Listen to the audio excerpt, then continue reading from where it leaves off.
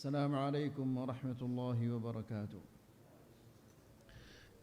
إن الحمد لله نحمده ونستعينه ونستغفره ونعوذ بالله من شرور أنفسنا ومن سيئات أعمالنا من يهده الله فلا مضل له ومن يضلله فلا هادي له أشهد أن لا إله إلا الله وحده لا شريك له وأشهد أن محمدًا عبده ورسوله يا أيها الذين آمنوا اتقوا الله حق تقاته ولا تموتن إلا وأنتم مسلمون يا أيها الناس اتقوا ربكم الذي خلقكم من نفس واحدة وخلق منها زوجها وبث منهما رجالا كثيرا ونساء واتقوا الله الذي تساءلون به والأرحام إن الله كان عليكم رقيبا يا أيها الذين آمنوا اتقوا الله وقولوا قولا سديدا يصلح لكم أعمالكم ويغفر لكم ذنوبكم ومن يطع الله ورسوله فقد فاز فوزا عظيما أما بعد فإن أحسن الكلام كلام الله وخير الهدى هدى محمد صلى الله عليه وسلم وشر الأمور محدثاتها فإن كل محدثة بدعة وكل بدعة ضلالة وكل ضلالة في النار. Ikhwani wa akhwati fid din, a'azzakumullah.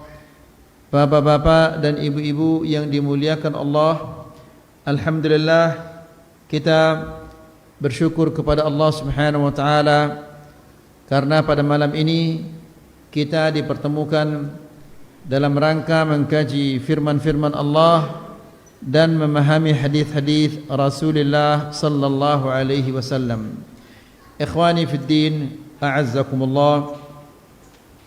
Nikmat Allah Subhanahu wa taala yang Allah berikan kepada kita, kita diperintahkan untuk mensyukurinya. Karena Allah berfirman, la in syakartum la azidannakum wa la in kafartum inna adzabi lasyadid. Jika kalian bersyukur kepada Allah, niscaya Allah akan menambahkan. Dan jika kalian kufur, tidak mau bersyukur kepada Allah, sesungguhnya siksaan Allah adalah sangat pedih. Ikhwani fid din, a'azzakumullah.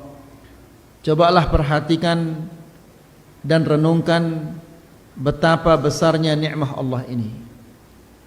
Kita diberikan taufik untuk melaksanakan salat maghrib secara berjamaah. Lihat betapa banyaknya manusia-manusia yang tidak diberikan hidayah ini. Setelah itu Allah memberikan kita taufik untuk duduk di majlisul ilm. Duduknya kita di majlisul ilm ini lebih baik daripada dunia dan isinya. Seandainya seorang muslim dia diberikan oleh Allah Subhanahu wa taala kemampuan untuk mengumpulkan dalam satu hari adalah uang 100 miliar, maka duduknya di majlisul ilm itu lebih berharga, lebih bernilai daripada uang yang 100 miliar bahkan dunia dan isinya. Karena ikhwani fiddin, azakumullah, apa saja yang dikumpulkan oleh manusia sedikit pun itu tidak akan dibawa mati, dan apa saja yang dihasilkan oleh manusia itu sedikit pun tidak akan mengangkat derajatnya di sisi Allah Subhanahu wa taala. Yang akan mengangkat derajatnya dan yang akan ia bawa mati adalah amal ibadahnya. Ikhwani fid din, a'azzakumullah. Pada pertemuan yang sebelumnya kita menyampaikan firman Allah Subhanahu wa taala, la taqum fihi abada. Jangan engkau ya Muhammad salat di dalam masjid itu selama-lamanya. Masjid ini masjid apa? Masjid Ad-Dirar. Masjid Dirar ini adalah masjid yang dibangun untuk berkumpulnya orang-orang munafik. Kemudian kedua, untuk menunggu tokoh mereka yang besar yang akan datang dari negeri Syam. Ketiga, mereka membangunnya untuk memudaratkan, makanya namanya dirar, untuk memudaratkan masjid apa? Apa masjid yang akan mereka mudaratkan? Tujuan mereka supaya membuat masjid itu sepi. Masjid apa itu? Masjid apa? Masa lupa ya ikhwah? Yang baru umrah. Masjid Quba. Ya, Masjid Quba. Jadi niat mereka ini adalah niat yang salah, niat yang sangat buruk. Maka Allah Subhanahu wa taala melarang nabinya untuk sholat di tempat itu. Lihat ayo ikhwah, bagaimana pengaruh niat yang buruk. Akibatnya masjid itu diapakan dia? Masjid Dirar ini diapakan? Dirobohkan gara-gara niat yang buruk. Ya, kemudian Allah melarang nabinya untuk sholat di tempat itu, padahal niatnya saja itu. Jadi lihat bagaimana besarnya pengaruh niat terhadap bangunan dan terhadap tempat. Kita lanjutkan sekarang. Dalil yang kedua di dalam bab ini adalah hadis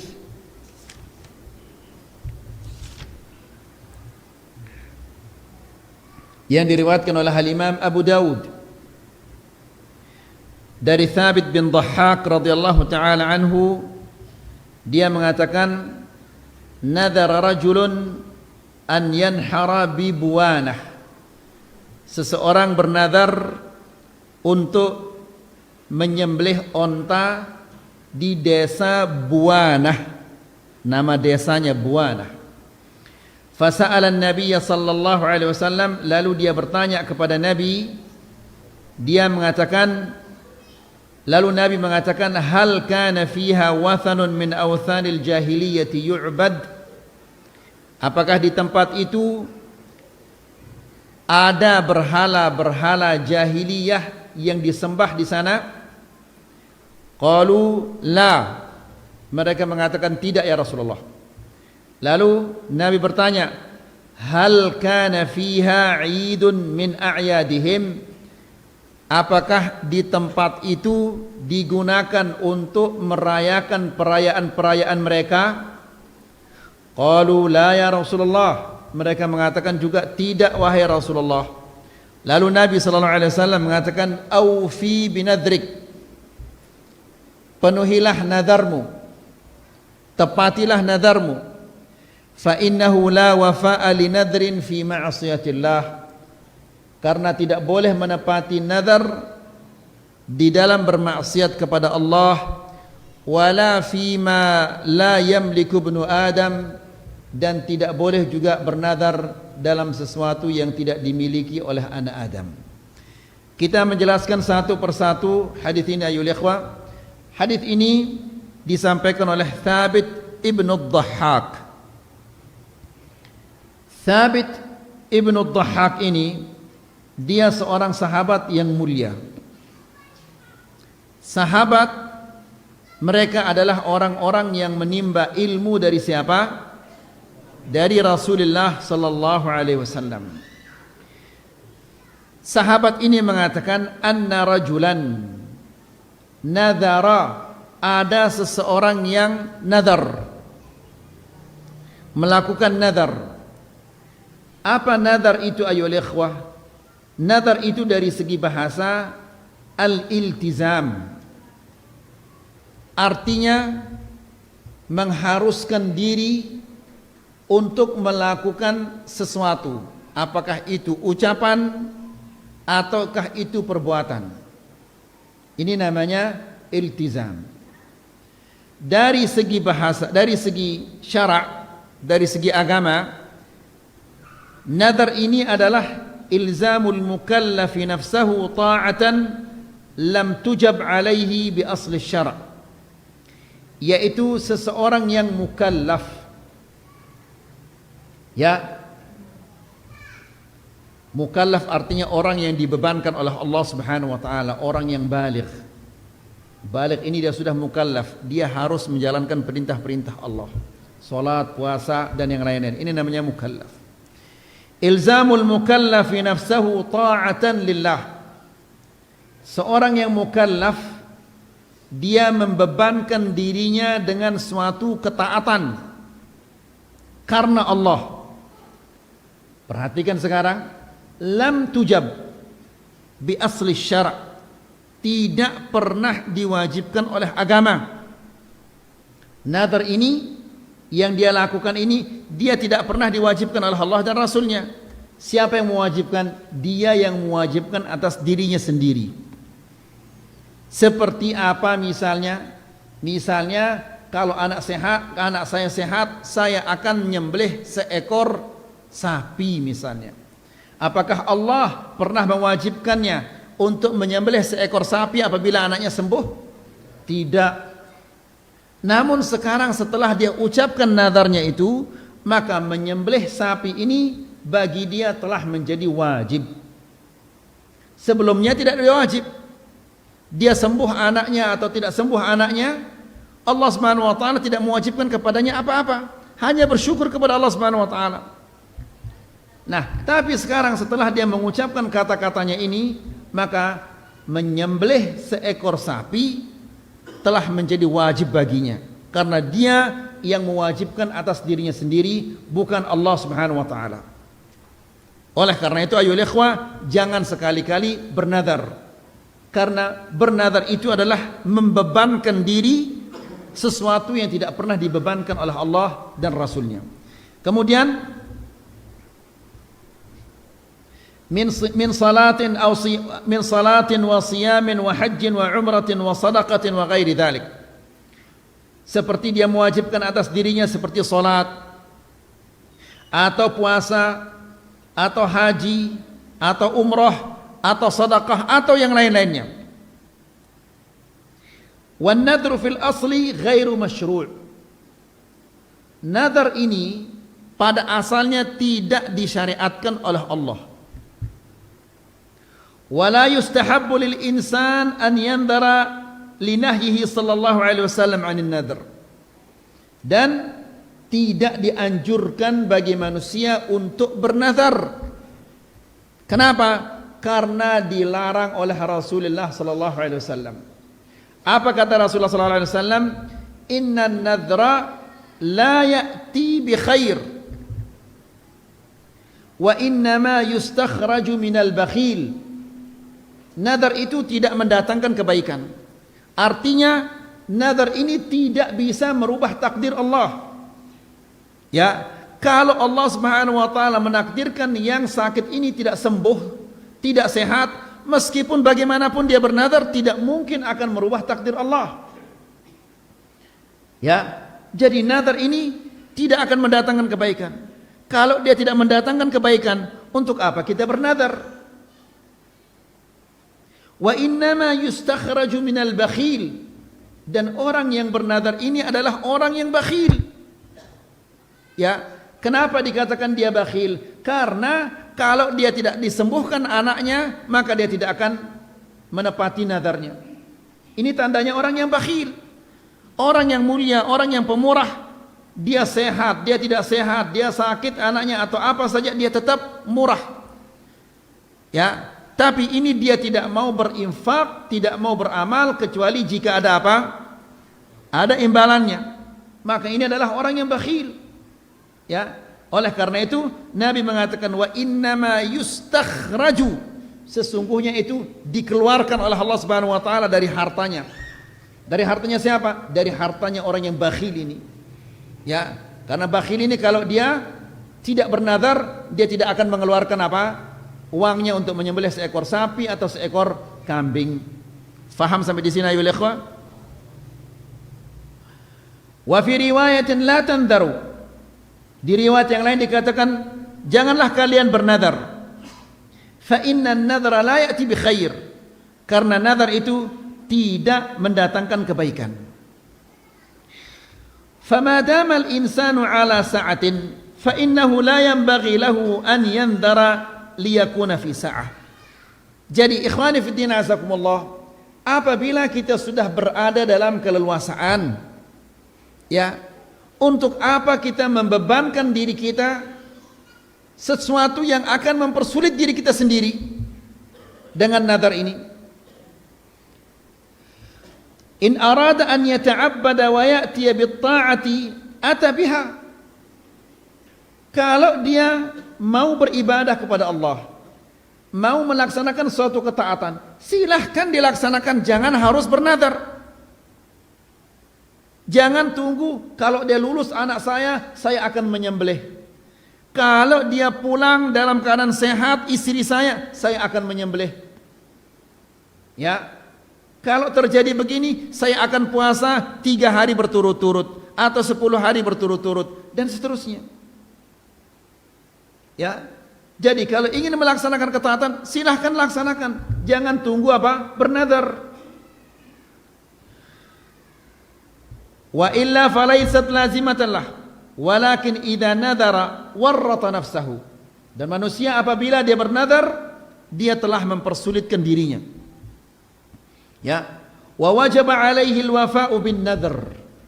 Meskipun nazar itu tidak disyariatkan, namun apabila dia bernazar, dia wajib memenuhi nazarnya.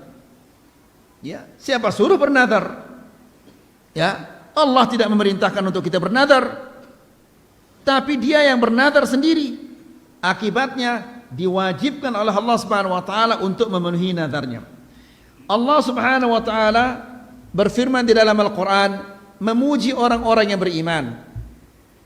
Di antara sifat-sifat orang yang beriman ini, yufuna bin nadri wa yakhafuna yawman kana syarruhu mustatira. La ilaha illallah. Allah berfirman tentang sifat-sifat orang yang beriman. Yufuna bin nadri, mereka itu adalah memenuhi nazarnya. Mereka adalah orang-orang yang menepati nazarnya apabila mereka bernazar. Wa yakhafuna yawman, dan mereka takut pada hari di mana azabnya itu di mana-mana. Ya, siksaan Allah itu ada di mana-mana. Ini tentunya pada hari kiamat. Nas'alullah salamal afiyah. Wa qala ta'ala, dan Allah Subhanahu wa taala juga berfirman, wal yufu nuzurahum, dan hendaklah mereka memenuhi nazar mereka. Jadi diperintah untuk memenuhi nazar, padahal dia tidak diperintahkan untuk apa? Bernazar. Tapi kalau sudah bernazar, wajib dia memenuhi nazar. Wa qala ta'ala, dan Allah Subhanahu wa taala berfirman, wa ma anfaqtum min nafaqatin aw nadartum min nadhrin fa innallaha ya'lamuh.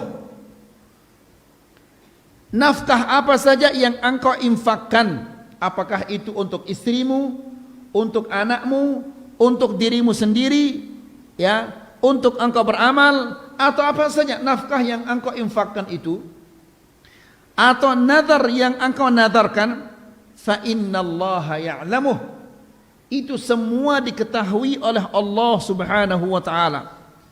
Allah yang mengetahui orang yang berinfak karena Allah, dan Allah yang mengetahui orang yang berinfak riya dan sum'ah.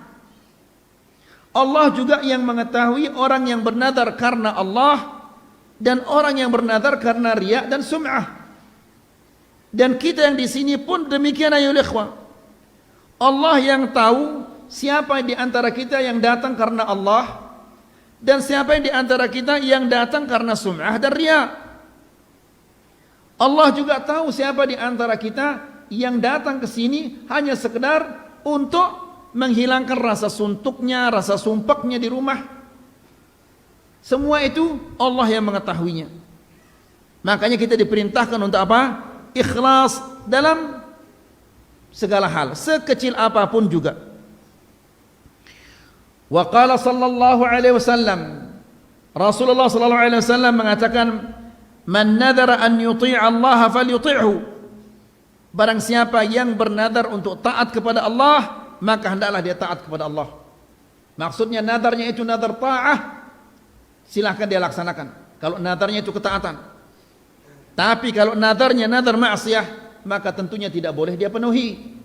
Ya, misalnya dia mengatakan, ya Allah, aku bernadar seandainya aku sehat, aku tidak akan berbicara dengan si fulan selama 3 bulan misalnya. Ini nadar maksiyah. Tidak boleh dia penuhi. Maka dia harus membayar apa? Kafarah sumpah. Jadi orang ini dia bernadar. Bernadar untuk apa? Yanhar, menyembelih onta. Ya. Bibuanah. Buanah ini ismu mawdi'in baina Makkah wal Madinah. Sebuah tempat antara Makkah dan Madinah, sebuah desa. Ya. Fasa'ala an-nabiy sallallahu alaihi wasallam. Sebelum dia melaksanakan nadarnya itu, dia bertanya dulu. Ya. Fihi dalilun ala ar-ruju' ila ahli al-ilm. Ini ikhwani fi din azakumullah, dalil bahwa sebelum kita mengambil keputusan yang belum jelas baiknya atau buruknya, atau sesuatu yang kita tidak ketahui, maka kita diharuskan, diwajibkan untuk bertanya kepada ulil amri, kepada para ulama, orang-orang yang memiliki ilmu. Ya, lebih-lebih lagi sesuatu yang berkaitan tentang masalah keamanan, masalah-masalahatan yang besar-besar, ini harus kita bertanya kepada ulil amri, kepada orang yang berilmu. Karena Allah Subhanahu wa taala berfirman, "Fas'alu ahla dzikri in kuntum la ta'lamun." Bertanyalah kepada orang yang berilmu jika engkau tidak mengetahui. Ya, berarti ada orang yang wajib bertanya, ada orang yang wajib menjawab. Orang yang tidak punya ilmu, dia kewajibannya untuk bertanya. Orang yang punya ilmu, kewajibannya adalah untuk menjawab. Ya, jadi ikhwani fiddina azakumullah, jangan dientengkan masalah ini. Karena setiap manusia itu pasti dia akan ditanya oleh Allah Subhanahu wa taala tentang semua yang pernah dia lakukan dengan 2 kata tanya. 5 kaifa. Semua itu, apa saja yang kita lakukan, pasti kita akan ditanya dengan 2 kata tanya. 5 wa kaifa. 5 artinya mengapa. Mengapa engkau mengerjakannya? Saya mengerjakannya karena saya mengharapkan ridha Allah. Ya. Yang satu lagi ditanya, kenapa kamu mengerjakannya? Dia mengatakan, saya mengerjakannya karena saya ingin dipuji sama si fulan dan fulan. Kenapa kamu datang ke pengajian? Karena saya kesepian di rumah. Kenapa kamu datang ke pengajian? Karena saya ingin mendapatkan ridha Allah Subhanahu wa taala. Lalu pertanyaan yang kedua, kaifa, bagaimana? Ya. Bagaimana engkau melaksanakannya? Saya melaksanakannya sesuai dengan yang dituntut oleh Allah Subhanahu wa taala dan Rasulnya. Yang satu lagi mengatakan, saya mengerjakannya sesuai dengan yang saya lihat papu baluk saya. Ya. Jadi ikhwani fiddina azakumullah, ini adalah merupakan hal yang sangat penting. Kalau seandainya kita ditanya, kenapa kamu tidak bertanya di saat kamu tidak tahu? Bagaimana dia akan menjawab? Ya. Jadi ikhwani fiddina azakumullah, pertanyaannya nanti yang menanyakan kita ini bukan sembarang, bukan manusia yang bertanya, yang menanyakan kita. Yang menanyakan kita adalah Allah. Dan manusia itu apabila dia detail cara ditanya, pasti dia akan disiksa oleh Allah Subhanahu wa taala. Nabi sallallahu alaihi wasallam mengatakan, "Man nuqishal hisabu faqad 'udzib." Barang siapa yang disiksa oleh Allah, barang siapa yang ditanya oleh Allah Subhanahu wa taala secara mendetail, maka pasti dia akan disiksa. Kenapa kamu begini caramu berwudu? Saya tidak tahu. Kenapa kamu tidak tanya? Kan di sana ada ini, di sana ada ini. Kamu punya ini, kamu bisa menanyakan ini, kamu bisa menghubungi ini. Terus ditanya oleh Allah Subhanahu wa taala. Jadi jangan main-main. Ya, beribadah itu bukan semau-maunya. Beribadah itu bukan tidak ada tanggung jawab. Ada tanggung jawab yang sangat-sangat besar. Ya. Jadi orang ini fasa'alan Nabi sallallahu alaihi wasallam. Sebelum dia melaksanakan nadarnya itu, dia bertanya terlebih dahulu kepada Nabi sallallahu alaihi wasallam. Ya. Lalu kata Syekh, wa annal insan la yuqdimu ala syai'in min al-ibadat hatta ya'rifa hal huwa masyru'un aw ghairu masyru'. Dan seorang muslim tidak boleh dia melaksanakan ibadah itu sebelum dia mengetahui apakah itu disyariatkan atau tidak disyariatkan. Betapa banyaknya orang-orang yang semangat untuk beribadah, semangat untuk meraih ridha Allah Subhanahu wa taala, namun yang didapati bukan ridha Allah, justru yang didapati adalah kemurkaan Allah. Ya. Kenapa demikian? Karena semangat ini tidak dibarengi dengan ilmu. Ya, orang katanya cinta kepada Rasulullah sallallahu alaihi wasallam, bekas sidah di sana sini. Ya. Orang yang katanya cinta kepada Rasulullah sallallahu alaihi wasallam, saking cintanya merayakan ini, merayakan itu dan seterusnya. Ya. Orang yang saking cintanya kepada keluarganya sudah meninggal dunia, dia nelong, mitu, nyiwa, nyatus dan seterusnya. Padahal semua itu tidak pernah disyariatkan oleh Allah Subhanahu wa taala. Tidak pernah disyariatkan oleh Rasulullah sallallahu alaihi wasallam. Bagaimana dia akan menjawabnya nanti ketika ditanya, bagaimana kamu melaksanakannya? Ya, itu akan ditanya oleh Allah Subhanahu wa taala. Jadi ikhwani fi din azakumullah, kata Syekh, maka seorang muslim sebelum dia melaksanakan apapun juga hendaklah dia bertanya, apakah ini disyariatkan atau tidak. Kemudian faqala an-nabiy sallallahu alaihi wasallam, lalu Nabi sallallahu alaihi wasallam mengatakan, hal kana fiha wathanun min awthanil jahiliyah yu'bad. Lihat ayo orang ini akan melakukan sesuatu yang baik. Dia akan menyembelih seekor onta. Kemudian nanti dagingnya itu akan disedekahkan. Dia ingin melakukan sesuatu yang baik. Ya. Tapi Nabi sallallahu alaihi wasallam sebelum dia menyembelih itu, dia tanya dulu, apakah di tempat itu ada berhala-berhala jahiliyah yang pernah disembah di tempat itu? Ya. Yani hal kana fi hadzal makan bibuwanah.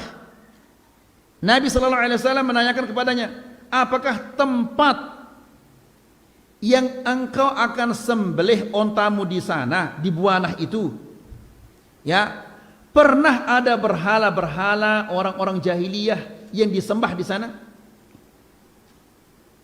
Ya. Kata Syekh, al-wathan ma'ubida min hajarin wa min syajarin aw suratin aw qabrin. Yang namanya wathan, berhala itu adalah segala sesuatu yang disembah selain Allah. Apakah itu batu, ataukah itu pohon, ataukah itu foto, gambar, ataukah itu kuburan, atau patung, atau yang lain-lainnya. Ya. Jadi kenapa demikian ayo ikhwah? Tidak mungkin Nabi sallallahu alaihi wasallam menanyakan sia-sia. Pasti ada hikmah yang sangat besar di balik pertanyaannya itu.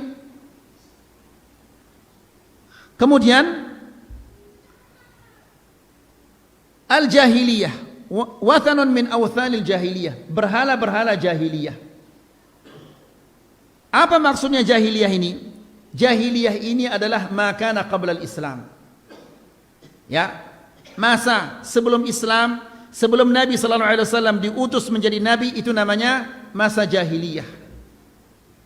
Nabi diutus dengan surah apa? Diutus menjadi nabi dengan surah apa? Al-Alaq, Iqra. Kemudian dia diperintahkan untuk menyampaikan dengan surah apa? Al-Muddathir. Kemudian waqad zalat bihamdillahi bi bi'tsatin nabiy sallallahu alaihi wasallam. Jahiliyah ini sudah hilang, sudah tidak ada lagi dengan diutusnya Rasulullah sallallahu alaihi wasallam. Lakin qad yabqa minha asya'un fi ba'd an-nas. Akan tetapi ada perkara-perkara jahiliyah yang masih ada pada orang-orang tertentu. Jahiliyah secara umum itu sudah dimusnahkan oleh Allah. Dengan diutusnya Nabi Muhammad SAW, maka musnahlah jahiliyah itu. Namun masih ada sifat-sifat orang jahiliyah yang ada pada orang-orang tertentu. Ya, kata Syekh, mithla qaulin Nabi sallallahu alaihi wasallam li ba'd ashabihi. Seperti yang dikatakan oleh Nabi sallallahu alaihi wasallam kepada beberapa sahabatnya. Apa kata Nabi sallallahu alaihi wasallam? Innaka mru'un fika jahiliyah. Kamu ini adalah orang yang masih ada pada dirinya sifat-sifat jahiliyah. Apa itu sifat-sifat jahiliyah? Yaitu dia mengolok keluarganya orang, mengejek-ejek keluarganya orang, merendahkan keluarganya orang, merendahkan nasabnya orang. Ini adalah perbuatan-perbuatan jahiliyah. Ya, kan bapakmu dulu begini, kan mamakmu dulu begini, dan seterusnya. Ini adalah merupakan kebiasaan atau adat istiadat orang-orang jahiliyah.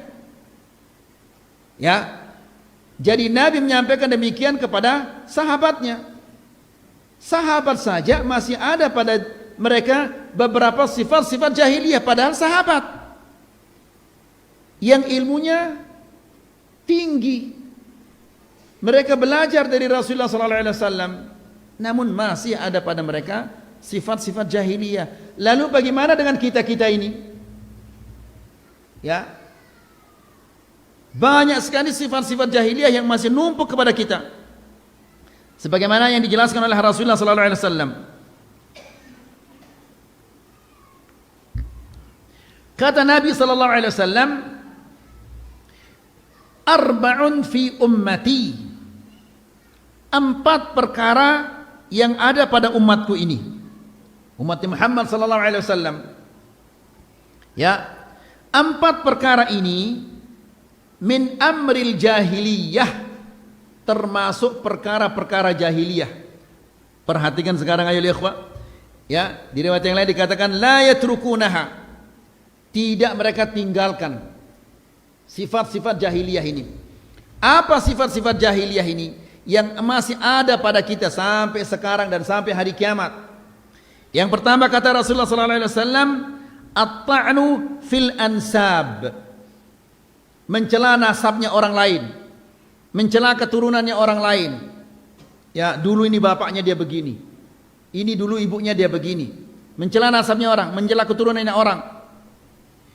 Wal fakhru bil ahsab, dan membanggakan bapaknya, membanggakan nenek moyangnya. Ini semuanya adalah adat istiadat orang-orang jahiliyah. Kemudian yang ketiga, wal istisqa'u bin nujum. Ya, meyakini bahwa bintang-bintang ini yang menurunkan hujan. Ya, jadi ikhwani fillah azakumullah, di antara kebiasaan orang jahiliyah dahulu, apabila bintang ini sudah ke sini, hujan akan turun. Kalau bintang ini muncul, bintang itu tenggelam, maka harga beras akan naik. Kalau bintang ini muncul, ini turun, tenggelam, maka harga beras akan turun. Kalau ini sudah naik, penyakit akan keluar, dan seterusnya. Ya, padahal ikhwani fid din a'azzakumullah, Allah subhanahu wa ta'ala menciptakan bintang-bintang di langit itu untuk 3 perkara. Pertama, zinatan lis-sama, sebagai perhiasan di langit bintang-bintang ini. Yang kedua, rujuman lisyayatin, untuk melempar syaitan-syaitan yang berusaha naik untuk mencuri pendengaran di langit. Yang ketiga, wa alamatin wa bin najmi hum yahtadun, dan yang ketiga adalah sebagai penunjuk apa? Arah mata angin di laut atau di padang pasir. Maka barang siapa yang meyakini selain daripada yang tiga ini, sungguh dia telah tersesat. Ya. Jadi ikhwani fillah azakumullah, di zaman kita sekarang ini banyak sekali orang-orang yang apa? Yang suka meramal. Dia tanya, kamu lahir di bulan apa? Saya lahir di bulan ini tanggal sekian, tanggal sekian. Kalau kamu lahir tanggal sekian di bulan sekian, maka hari sialmu adalah hari Selasa misalnya. Hari bagusmu hari Kamis misalnya. Ya. Nas'alullah salam al-afiyah. Ikhwani fi din azakumullah. Nabi sallallahu alaihi wasallam mengatakan, "Man ata 'arrafan fasa'alahu." Barang siapa yang datang kepada tukang ramal, dukun, sekedar bertanya, iseng. Dia tidak percaya, dia hanya ingin bertanya atau membacanya di majalah, di HP, di iPad, di mana saja. Membacanya iseng-iseng, mencari hiburan. Karena tidak ada yang dibaca, itu dibaca. Tidak ada kepercayaannya sama sekali. Maka kata Rasulullah SAW, lam tuqbal lahu salatun arba'ina yauman. Tidak diterima salatnya 40 hari. Salat kita sudah tidak bagus lagi tidak diterima 40 hari. Ya. Maka lihat bagaimana besar kerugiannya, besar kecelakaannya, besar musibah yang diterima oleh orang ini gara-gara iseng aja itu. Makanya sebelum melakukan sesuatu itu bertanya dulu. Ya. Akibatnya gara-gara tidak bertanya, akhirnya solatnya 40 hari tidak diterima oleh Allah Subhanahu wa taala. Ya, kalau dia percaya, maka kata Rasulullah sallallahu alaihi wasallam, faqad kafara bima unzila ala Muhammad. Sesungguhnya dia telah kufur kepada apa yang Allah turunkan kepada Nabi Muhammad sallallahu alaihi wasallam, yaitu Al-Qur'an. Ya. Jadi jangan macam-macam dalam hal ini ya ikhwan. Nas'alullah salam al-afiyah. Banyak orang ketika dia mau bangun rumah, datang dulu ke dukun, tanya hari yang bagus hari apa. Ya, ketika dia mau melakukan sesuatu, datang dulu bertanya yang hari yang baik itu hari apa. La haula wala quwwata illa billah. Kemudian jadi di antara perkara-perkara jahiliyah, sifat-sifat jahiliyah yang masih ada, yang pertama adalah at-ta'nu fil ansab, mencela nasab, kemudian membanggakan orang tua. Yang ketiga adalah yaitu al-istisqa'u bin nujum. Ya, meminta hujan melalui bintang-bintang, atau menganggap bintang ini menurunkan hujan atau bintang ini menurunkan hujan. Kemudian yang keempat kata Rasulullah sallallahu alaihi wasallam, wan niyahatu 'alal mayyit, dan meratapi orang-orang yang sudah mati. Ya, la ilaha illallah. Siapa yang urus anak-anak ini sekarang setelah engkau tidak ada? Siapa yang akan begini setelah engkau tidak ada nanti? Dan seterusnya. Lupa dia kepada Allah Subhanahu wa taala. Nah, ini semuanya ayo ikhwah, perkara-perkara jahiliyah yang masih ada pada umat Muhammad sallallahu alaihi wasallam. Kemudian amal jahiliyatul ammah faqad zalat bi bi'tsatin Nabi sallallahu alaihi wasallam.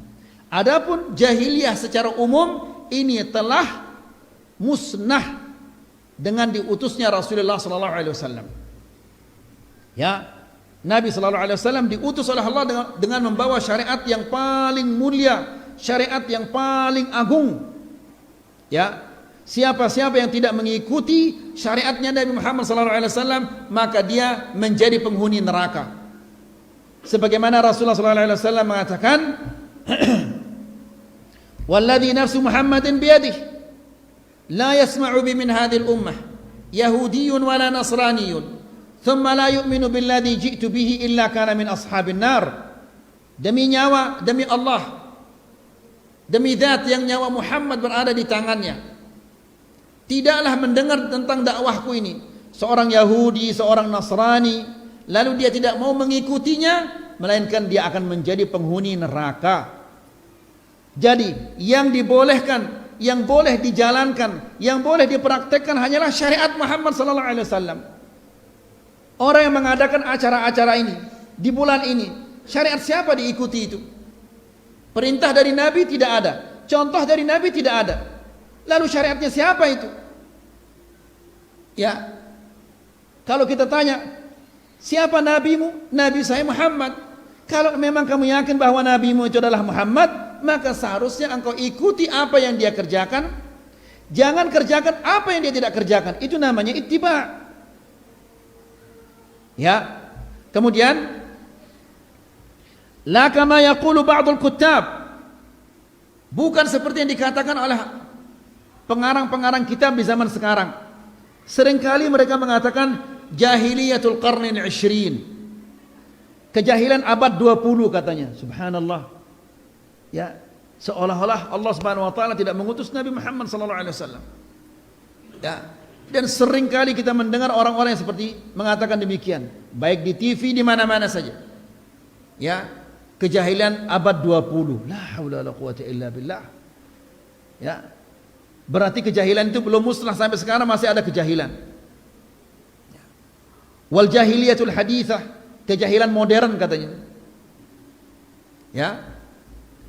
Fala yajuzu mithlu hadha at-ta'bir lima fihi min at-ta'mim. Tidak boleh kita mengucapkan ucapan-ucapan seperti ini. Ya, karena ini kita mengucapkan secara umum. Ya, kalau orang-orang tertentu boleh kita mengatakan ini fulan ini masih ada saja sifat-sifat jahiliyahnya. Boleh, boleh. Ya. Karena masih saja ada pekerjaan-pekerjaan jahiliyah yang masih dia kerjakan. Ya, mencela keturunan orang, membanggakan orang tuanya. Tapi kalau dia mengatakan ini adalah kejahilan abad 20, subhanallah. Ya, berarti dia tidak mengakui syariat Nabi Muhammad sallallahu alaihi wasallam. Kemudian kata Syekh, "Fahadha fihi dalilun ala anna as-sanam walau zal wa anna al-wathan law zala min al-makan anna hadha al-makan yutrak wa la yudbah fihi." Perhatikan ayo ikhwah. Ya, Nabi sallallahu alaihi wasallam bertanya tadi, apakah di tempat itu ada berhala-berhala yang pernah disembah oleh orang jahiliyah di tempat itu? Kata Syekh, ini bukti, ini dalil bahwa seandainya patung itu sudah dihilangkan, berhala itu sudah dihilangkan dari tempat itu, bahwa tempat itu tidak boleh kita menyembelih di tempat itu. Meskipun sudah apa? Sudah ditiadakan, sudah dimusnahkan. Lihat ayo ikhwah, bagaimana keburukan dosa ini. Ya. Tempat itu pun terpengaruh. Ingat ayo ikhwah, ketika kita menyampaikan bahwa Rasulullah SAW bersama sahabat-sahabatnya memasuki desa orang yang disiksa oleh Allah Subhanahu wa taala. Apa yang dikatakan oleh Rasulullah SAW? Jangan kalian minum dari desa ini. Kemudian apa lagi? Ya, jangan makan dari apa? Rumput tempat ini. Apa lagi?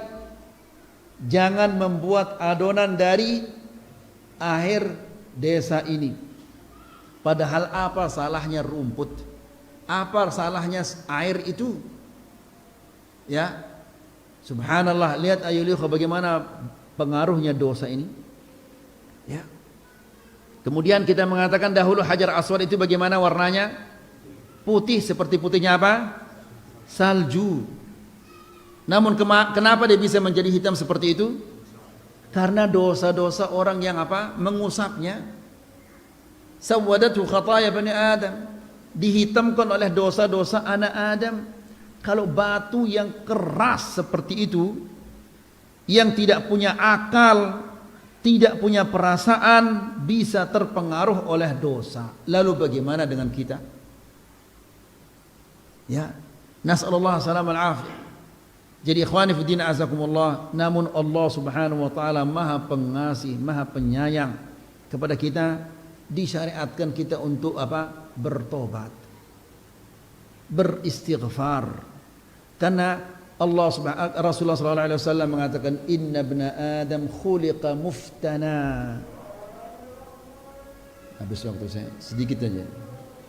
Nabi sallallahu alaihi wasallam mengatakan anak Adam itu diciptakan oleh Allah Subhanahu wa taala dalam keadaan terfitnah. Fitnah dengan apa? Bukan hanya uang, bukan hanya, tapi dia terfitnah dengan dosa-dosa. Dosa ini nikmatnya luar biasa. Ya, coba kalau dia berghibah 2 jam, 3 jam gak ada rasanya itu. Saking nikmatnya berghibah.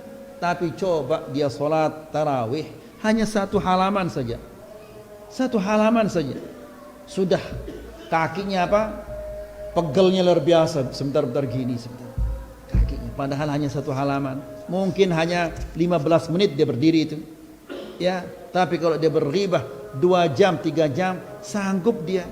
Nah, Nabi mengatakan inna bna Adam khuliqa muftana. Anak Adam ini diciptakan oleh Allah Subhanahu wa taala dalam keadaan terfitnah. Terfitnah dengan dunia dan terfitnah dengan dosa-dosa. Nassaan, dia cepat lupa anak Adam ini. Ya, kemarin dia sudah tobat, kembali dia lagi, dia juga lupa. Tapi kata Allah Subhanahu wa taala, kata Rasulullah sallallahu alaihi wasallam, "Idza dzukira dzakara." Apabila dia diingatkan, dia segera ingat, kemudian dia segera bertobat. Yang celaka kalau diingatkan lalu dia tidak tobat. Ini yang celaka, nasallallahu salamal afiyah. Diingatkan dengan Al-Qur'an, diingatkan dengan hadis Nabi sallallahu alaihi wasallam, dinasihati, tetap tidak mau tobat. Ini orang yang celaka. Wallahu taala a'la wa alam. Semoga ini bermanfaat. Wassallallahu ala nabiyina Muhammad walhamdulillahirabbil alamin.